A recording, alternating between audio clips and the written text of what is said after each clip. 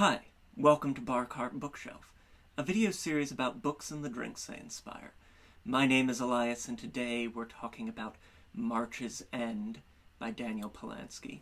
March's End is a dark portal fantasy in the tradition of Lev Grossman's The Magicians, or Chronicles of Narnia, or I think most closely the Oz books by L. Frank Baum, where there's this sort of distinctly Americanness to the approach to portal fantasy that Polansky has, more reminiscent of Oz, to me at least, than to Narnia, and bringing that same degree of whimsy with this very modern sort of critique and depth to the portal fantasy magical world.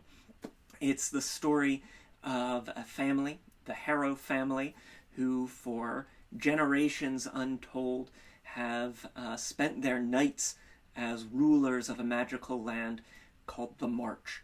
And the 1,000 peoples of the March all owe fealty to this family.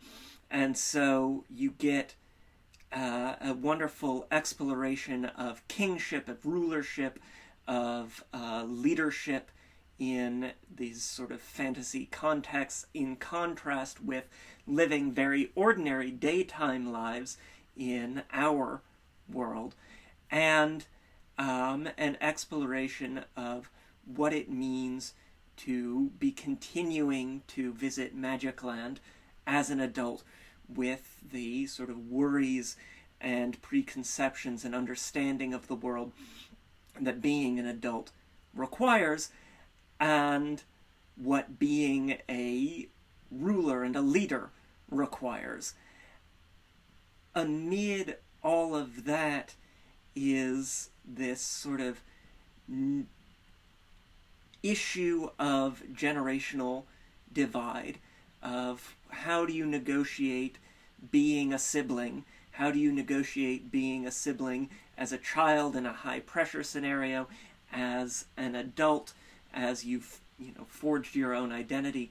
And we see that with the sort of primary characters of the novel, the three Harrows of this generation, Constance, Marianne, and John, and the ways in which they've all been shaped by their family life as rulers of the March, and a magical world that's more dangerous than the children's books might make it seem. Sort of King Lear meets the Wizard of Oz, and definitely a very fun, it does have its moments of whimsy and thought-provoking book. One of those moments of whimsy that stuck with me was there's this city, one of the 1,000 peoples are the Merrylings, who are animated toys, little toy soldiers and hobby horses and stuffed teddy bears. And in their city they have a torturer who's called the Tickler. And he has his thumb screws and his, traditional objects of torture and an enormous feather. And so those sort of chiaroscuro moments of light and shadow really bring a depth to March's End that I found quite enjoyable, even as I'm sort of gripped by the weight of the drama between this sort of core family and their mother as the matriarch and queen, which are, of course, two different roles to occupy. And so we had to have a drink inspired by the book. So without any further ado, why don't we turn to today's drink. Our drink today is the Harrow. It's name taken from this sort of combination surname and title of the family. And it's going to be a nice, rich, dark, stirred cocktail that brings real, I hope, gravitas that the novel has. So, without any further ado, we will get started. Our first ingredient is blackstrap rum, and we're going to get 3/4 of an ounce of that in there. Have this sort of external threat in the march of the end, this sort of entropic, destructive force that is, it is the duty of the Harrow to protect the 1,000 peoples from that, and we see a real turning point for the relationship between the family and the destruction of the world, living in apocalyptic times. And blackstrap rum, with its darkness, with its rich, round flavors, really is going to bring some of that to bear. My favorite side character is a giant snail-type creature called chartreuse, and so we had to get 3/4 of an ounce of yellow chartreuse. These sort of 1,000 peoples gives a real opportunity for some fun and interesting and sort of very magical different creatures that inhabit the world of the March. The whimsy that Portal Fantasy can really bring. So, definitely going to bring some herbal notes, some sweetening, and some spice notes as well. That's the yellow chartreuse. Next, we're going to get 3/4 of an ounce of Amontillado sherry. Bring some nuttiness and also lighten things up just a little bit. We have this sort of nuttiness, woodiness in one of the other 1,000 peoples, the verderite, and so we get some of that essence in our drink as well.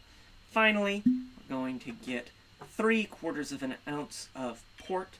Bring, again, that sort of dark note, but with a fruitiness and with a great deal of depth. And not too much sweetness, but enough that you're going to end up with a balanced cocktail, and hopefully a balance between your life in the real world and your life in the March. We'll get our ice into our glass.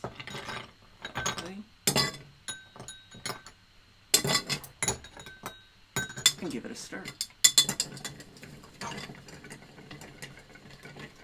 You're going to want to stir for about 20 seconds or until your ice comes to an equilibrium with the liquid. After all of our ingredients here are spirits or wines, aromatized wines, and so we want to make sure that our drink is well blended and diluted as well. You don't want it to be too sharp, and that's what our stirring helps to accomplish. Lovely. Get our julep strainer and strain. Rich, dark, heady, delicious. And there you have it. This is the Harrow, inspired by Daniel Polansky's March's End. March's End is available now from Angry Robot Books. I got a link to snag the book in the description below, as well as a link to the Boston Shaker, where we get all of our tools and ingredients, things like the jigger, the bar spoon, mixing glass, all of that sort of thing. Got links to various forms of social media, including Twitter and Instagram, where there is a written version of today's recipe. Please try the drink. Let me know what you think in the comments down below. Hit that like button. It makes me so very happy. Share with your friends. It helps us to find new audiences. Subscribe if you haven't already. Make a friend subscribe if they haven't already. And until next time, cheers.